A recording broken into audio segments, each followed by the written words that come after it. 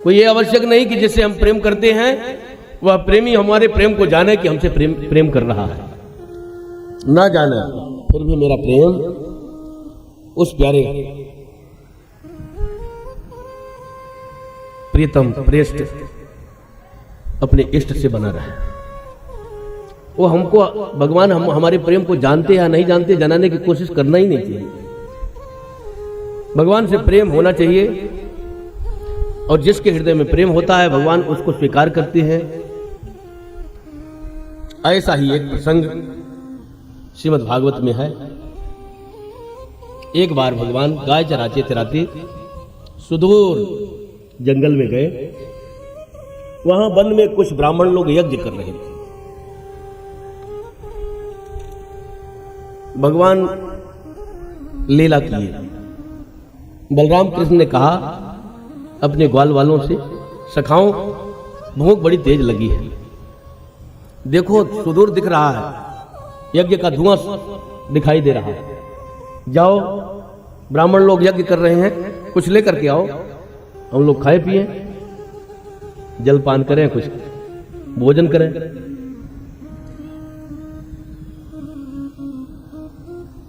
गए, गोप लोग गए, वहां जाकर के ब्राह्मण सब यज्ञ में अनुष्ठान में बैठे हुए थे, हवन में बैठे थे। अब जब संकल्प लेकर के बैठ गए तो बोलना भी नहीं है और कुछ करने की तो बात क्या। कट्टर ब्राह्मण थे, भोजन मांगा बालकों ने, कुछ लाओ, बलराम कृष्ण भूखे हैं, मना कर दिया, कुछ भी नहीं है, बोले भी नहीं। बालक लोग लौट करके गए। कन्हैया ने पूछा कुछ लेकर आए? क्या लाए? आग लाए? क्या रखा है? मैं क्या समझूं कि इतने अभिमानी है ब्राह्मण, अपने तपस्या के अभिमान में भूले हैं, किसी के हृदय की बात को, पुकार को सुनने वाले नहीं है। कन्हैया ने कहा आपने गलती किया, आपको तो यज्ञ पत्नियों के पास जाना चाहिए, ब्राह्मणियों के पास जाना चाहिए, उनके हृदय में दया होती है, बालकों का पालन पोषण करना वही तो जानती है। माताओं के हृदय में जितना खिलाने की भावना होती है पुरुष क्या जाने।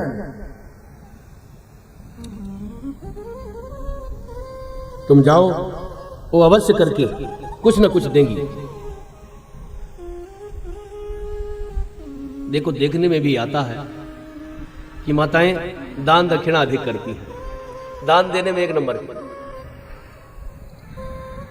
जिसका पति दान नहीं देना चाहता उससे भी दिवा देती है, चलो कुछ करके आए। दान देने में एक नंबर की, खिलाने में एक नंबर की, कथा सुनने में भी एक नंबर की। गिनती कर लो कौन आगे है। यहां भी धर्म के काम में माताएं आगे रहती हैं। माताएं ही तो घर को संवारती हैं। न गृहम गृहमित्या हो गृहण गृहमुच्यते, घर को घर नहीं कहा जाता है। घर नहीं हो तो घर नहीं, घरनी नहीं है तो घर का कोई महत्व नहीं। केवल पुरुष हो, माताएं घर में ना हो तो कहते हैं लक्ष्मी बुझ गई। तो घर का कोई महत्व नहीं, माताओं से ही घर की शोभा है। देखो ये सारी सृष्टि माताओं से ही तो है। हम लोग भूमि से थोड़ी प्रकट हुए हैं, माताओं ही से ही आए हैं। साधु महात्मा सन्यासी विरक्त गृहस्थ व्यापारी वैज्ञानिक पंडित ब्राह्मण विद्वान जो भी सब माताओं की गोद से ही सबका, माताओं की गोद में ही सब पले पोसे हैं। किशोरी जी भक्ति स्वरूपा हैं और उन्हीं की अंशभूता ही माताएं हैं। इनके हृदय में भाव क्यों ना हो। हमारी सरकार के हृदय में समस्त माताओं के प्रति अपनी किशोरी जी का भाव रखता था।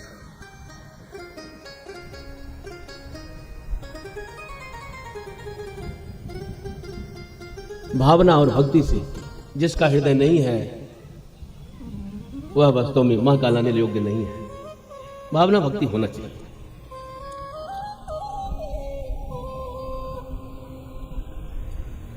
फिर ठाकुर जी के सखाओं ग्वाल वाल गए और ब्राह्मण पत्नियों के पास सीधे चले गए।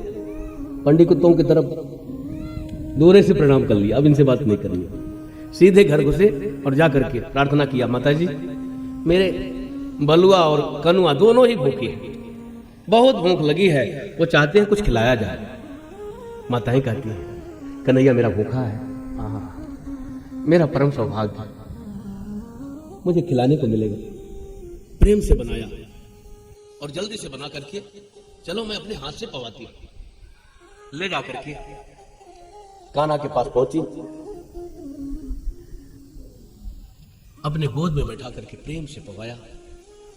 भगवान परम प्रसन्न होकर के उन्हें भक्ति का वरदान दिया और वो कहती हैं कि अब घर जाएंगे तो हमें हमारे पति डांटेंगे, तुम अपने मनमानी चली गई। तो कन्हैया ने कहा कि अब आपके पति नहीं डांटेंगे। क्यों? क्योंकि जिसको मैं स्वीकार कर लेता हूं उसके ऊपर किसी को आंख उठाने की हिम्मत नहीं है। जहां पर कृपा राम की हुई ता पर कृपा करे सब कोई। जिस पर राम जी की कृपा हो जाती है उस पर सारे संसार की कृपा हो जाती है। उनकी स्त्रियां जब जाती हैं कृष्ण बलराम को ग्वाल वालों को भोजन खिला करके, तो उनकी यज्ञ से उठे देखे माताएं परम प्रसन्न है, अपनी पत्नियों की परिक्रमा किया। दंडवत करने को हुए तो माताएं उठा ली, हाथ पकड़ लिया, कहा आप सबकी कृपा से ही कन्हैया के मुझे दर्शन हुए। और वो अपने आप को धिक्कारते हैं, मेरे ज्ञान को धिक्कार है, मेरी विद्या को धिक्कार है, मेरे कुल को धिक्कार है जो मैं भगवान के दर्शन नहीं किए, भगवान के लिए कुछ सेवा नहीं बन पाई, इसलिए मेरा साहब मेरे को धिक्कार है। अपने को धिक्कार करने लगे। वास्तव में भक्ति ही श्रेष्ठ है। भक्ति के द्वारा भगवान सम्यक प्रकार से पूजे जाते हैं। भगवान ने आज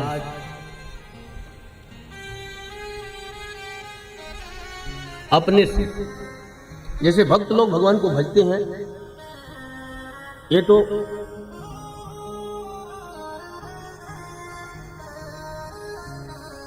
भक्त का स्वभाव है, लेकिन भगवान किसी भक्त को भजे ये परम सौभाग्य है। आज भगवान ने गोपियों के साथ रास क्रीड़ा करने का मन बनाया है। देखो भगवान अपने से याद करें अपने भक्तों को, इससे बढ़कर के कोई सौभाग्य नहीं है। एक बार श्री नारद जी महाराज बैकुंठ धाम के लिए गए। भगवान एक लाल डायरी लेकर के कुछ लिख रहे थे। लिख करके डायरी को रख लिया और माला लेकर के जपने लगे। तो नारद जी ने कहा प्रभु डायरी में पहले कुछ लिख रहे थे, डायरी कैसी है, मैं इसको देख सकता हूं क्या? देख लो नारद, बड़ा ही प्यार दुलार स्नेह नारद जी के प्रति। नारद जी देख लो। नारद जी ने देखा तो उसमें भक्त नामावली लिखी हुई थी। भगवान भक्तों का नाम जपते, ये ऐसा नहीं बोला जा रहा। जग जप राम राम जप जेहि भरत सरित को राम सनेही। सारा संसार राम राम जपता है और राम जी भरत भरत जपते हैं। ठाकुर जी अपने भक्तों की माला जपते हैं। सारा संसार सीताराम जी का माला जपता है, सीताराम जी अपने भक्तों का माला जपते हैं। ठाकुर जी ने कहा कि भक्तों की नामावली है। वहीं पर देखिए एक दूसरी भी डायरी रखी हुई है कि एक ऐसे डायरी है, एक ऐसे डायरी है। दो प्रकार की डायरी कैसे रखी है प्रभु? उसमें भी भक्तों का नाम लिखा है, इसमें भी भक्तों का नाम लिखा है। कहे जो लाल रंग की डायरी है, लाल रंग की जो डायरी है, इसमें जो भक्त लोग हमारा स्मरण करते हैं उनका नाम है। उनका नाम इसमें लिखा हुआ है, जो भक्त हमारा स्मरण करते हैं। और जो हरे रंग की डायरी है, इनमें उन भक्तों का नाम लिखा है जिनका स्मरण मैं करता हूं। कुछ ऐसे भक्त होते हैं जो भगवान को भज करके पार हो जाते हैं, और कुछ ऐसे भक्त होते हैं, दास भरोसे कुंवर के सोवत पांव पसार, मेरा सुमिरन हरि करे मैं पायो विश्राम, निश्चिंत हो जाते हैं।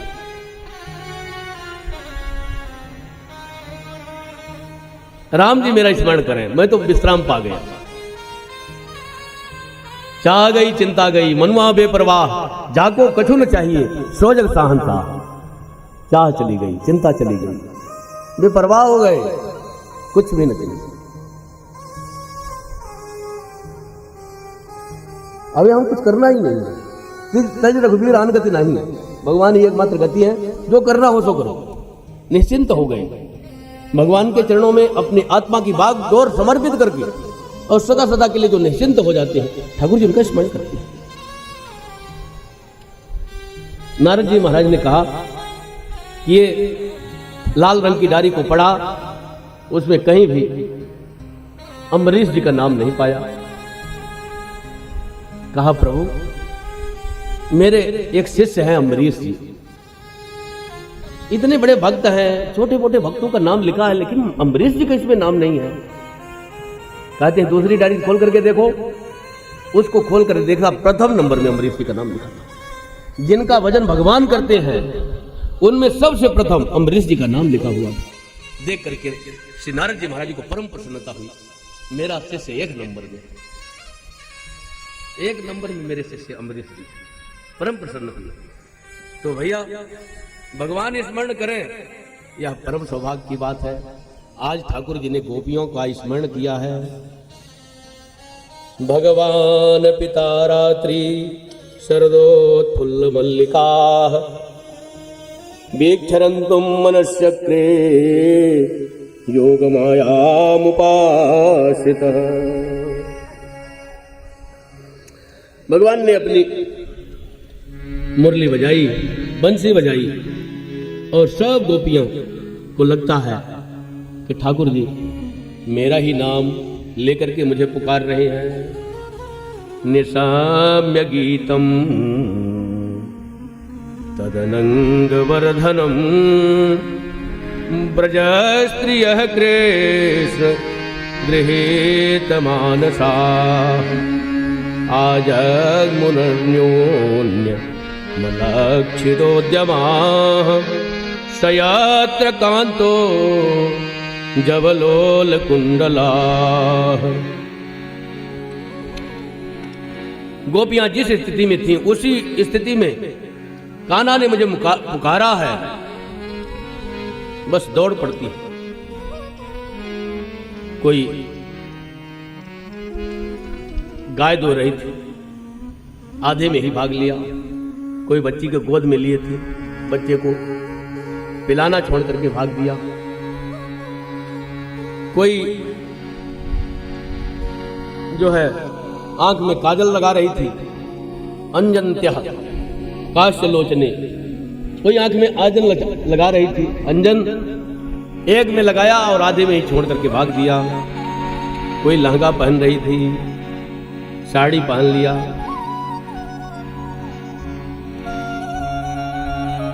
चुनरी ओढ़ना बस भूल गई और भाग दिया। इस प्रकार से आधा आधा काम करके कोई भोजन करा रही थी अपने पति को, आधे में ही भाग दिया। जो जिस स्थिति में थी उसी स्थिति में चल दिया। भगवान जो है देखते हैं यमुना के किनारे शरद ऋतु में चमेली जो है का फूल खिला हुआ है, चंद्रमा का प्रकाश पूर्ण रूप से आच्छादित है, वन कुसुमित है, फूलों से आच्छादित है, मह मह मह मह महक रहा है। प्रकाश से आच्छादित सारा वातावरण अत्यंत ही शोभायमान हो रहा है।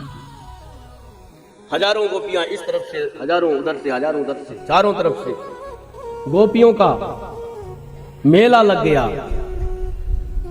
कन्हैया ने देखा गोपियां आ रही हैं।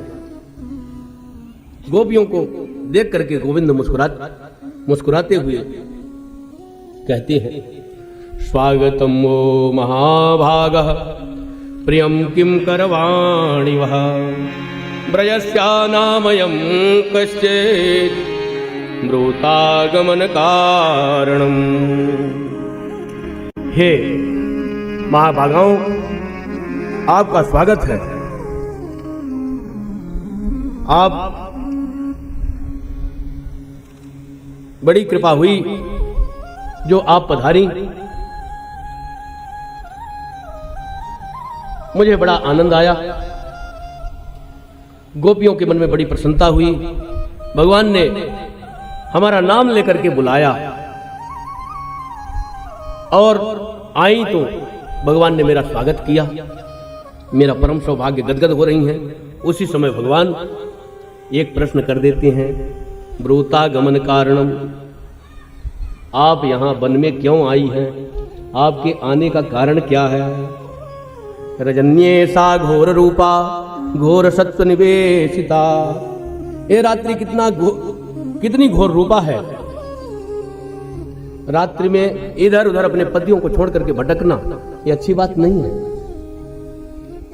रात्रि में तो अपने पति के साथ ही रहना चाहिए। तुम यहां क्यों आई? क्या काम है? गोपियों ने अपनी आंखें नीची कर ली, कुछ कह नहीं पा रही हैं, मन में विचार करती हैं।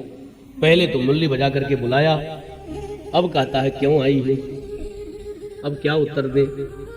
भगवान अपने से ही प्रश्न भी करते हैं और उत्तर भी दे देते हैं। हाँ हाँ, मैं समझ गई, मैं समझ गया। यह यमुना जी का वन्य प्रांत शरद पूर्णिमा की रात्रि में जो फूलों से सुसज्जित वन है, वन प्रांत को देखने का अवसर शायद आपको कभी न मिला होगा। आप इस वन प्रांत को देखने के लिए आई हैं, मैं समझ गया। परंतु अपने पति को परमात्मा के समान समझना चाहिए। अपने पति को छोड़ करके नहीं जाना चाहिए। भगवान ने कहा कि अपना पति चाहे जैसे हो, दुशीलो दुर्भगो वृद्धो जड़ो रोग्य धनो पिवा, पति स्त्रीभिर्न हातव्यो लोकेप्सु भिरपात की। दुशील हो, असभ्य हो अपना पति, चाहे अपना पति असभ्य हो, दुर्भाग्यशाली हो, जड़ हो, वृद्ध हो, रोगी हो, कैसा भी हो, सदा रोग बस जड़ धनहीना अंधवदित को दियत कीना। कैसा भी पति हो, पत्नी को उसका साथ कभी भी नहीं छोड़ना चाहिए। तुम अपने पति को छोड़ करके यहां आई, अच्छा काम नहीं किया।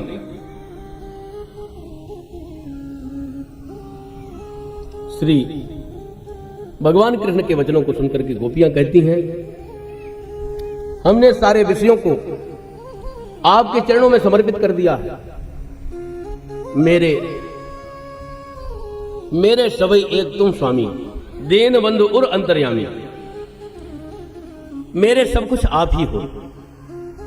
ना मेरे कोई बेटा है, ना कोई मेरी बेटी है, ना कोई माता पिता है, न कोई पति है, न कोई पत्नी है, न कोई परिवार है, न कोई संसार में मेरा है। सब कुछ आप ही मेरे हो। आपके सिवा मेरे पास कोई भी नहीं है। मैं सारा प्यार आपके चरणों में अपने आत्मा को समर्पण कर दिया है। मेरा जो भी स्नेह है आपके चरणों में है।